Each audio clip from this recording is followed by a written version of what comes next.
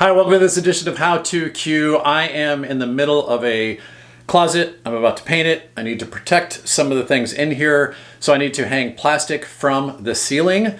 If you're watching this video, you've probably just tried to use painter's tape to hang that plastic up. It's just not gonna work. You need the painter's tape. You also need contractor tape or 3M Scotch tape. I'm gonna show you how to do that now. Throw down some blue tape, grab some contractor tape, throw the blue tape down, lay this down, and then throw up the plastic. It's really pretty easy.